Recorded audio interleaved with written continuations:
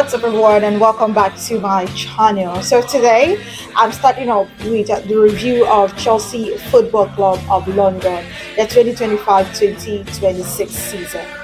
What a year of contrast this has been for Chelsea Football Club.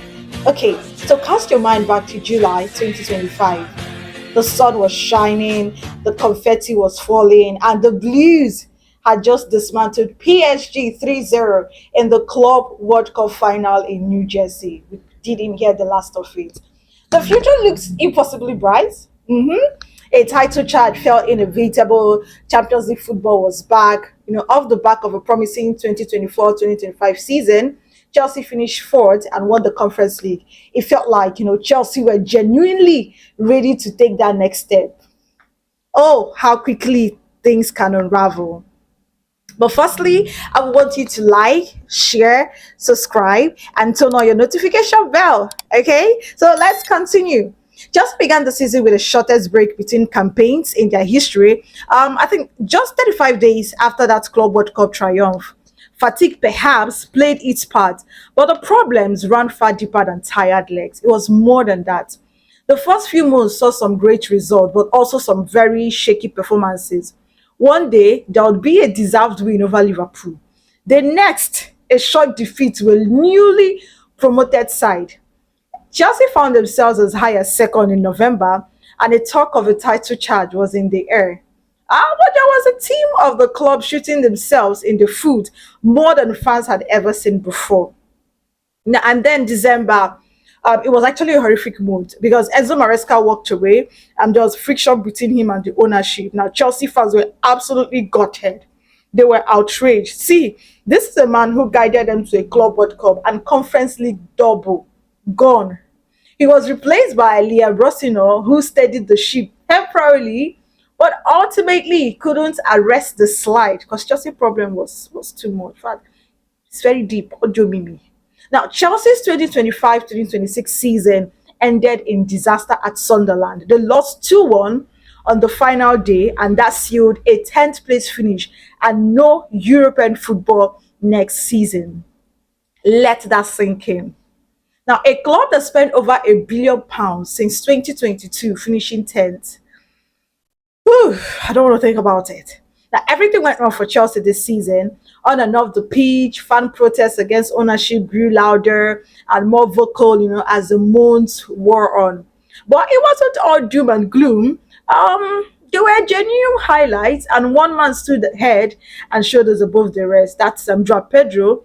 He was involved in 20 Premier League goals in his debut season, 15 goals and 5 assists. He became just the 6th player in Chelsea history to reach that milestone in their first campaign. He joins the exclusive list of Jimmy Floyd Hasselbank, Eden Hazard, Diego Costa, Cesc Fabregas, and Cole Palmer. Definitely not going to forget that one. Now, in a season of mystery, he was the one ray of consistent light. He was just the exception. Now, in November, Chelsea produced perhaps their best 90 minutes of the season. It was a 3-0 demolition of Barcelona at Stamford Bridge in the Champions League. Okay, so you might have thought that, oh, boom, okay, that will probably bring the resurgence you're expecting from Chelsea players, bring about the revival. But the truth is, it was the kind of performance that reminded everyone just how good, this squad can be when things click. But things don't agree click. There were also landmark moments, okay, including an incredible comeback from 2-0 down at halftime to beat West Ham, which marked the first time Chelsea had ever overturned a 2-goal halftime deficit in Premier League history. Well, all thanks to a dramatic late winner from Enzo Fernandez. Yeah. So the question is, where do Chelsea go from here?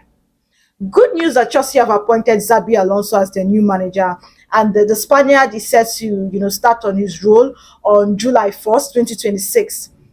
He signed a 4-year contract to Stamford Bridge. So this is what I call statement of real intent from Chelsea. Alonso actually has coached the likes of Real Madrid, despite his stint being short with Real Madrid, and also Bayer Leverkusen. He led them to their first league title, and they went unbeaten. So he's a man who knows how to build a team not just buy one, because you need to build a team. Now, Alonso has already pushed for a shift in the club's transfer strategy. He's gradually moving away from only targeting young prospects. He wants to bring in experienced players who can lead and elevate the younger talent. See, it's a mixture of youthfulness and experience. It works all the time because this is something that worked for him at Bayer Leverkusen, so he knows exactly what he's doing. Now, this Chelsea squad is stacked with exciting but raw talent, and they are crying out for that kind of leadership, which is what Alonso wants to bring. Now, his biggest priority is getting a new striker. Well, Victor Osimhen is understood to be the top target, a player who would give Chelsea something they have genuinely missed for years. And adding to that report, the likes of Kobbie Mainoo and Florian Wirtz, and the ambition feels real again.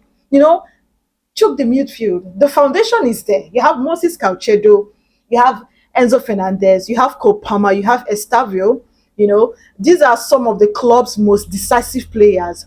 I call them generational talent that any manager in the world would love to work with, but you need to make them a team. Now, 2025, 2026 will go down as the year the project fell apart. But 2026, 2027 could be the year it's rebuilt properly. This time with a manager who truly knows how to get the best out of a talented squad. The next chapter at Stamford Bridge starts July 1st.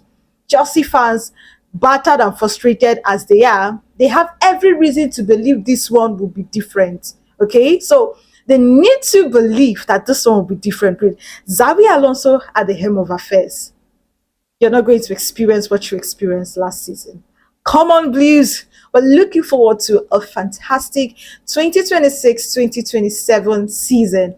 Hopefully, Xabi Alonso will get the magic done for Chelsea.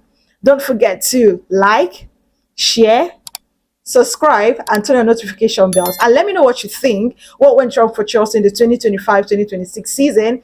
And which players would you like to see leave Stamford Bridge? And which players would you like to see come to Stamford Bridge when the transfer window officially opens?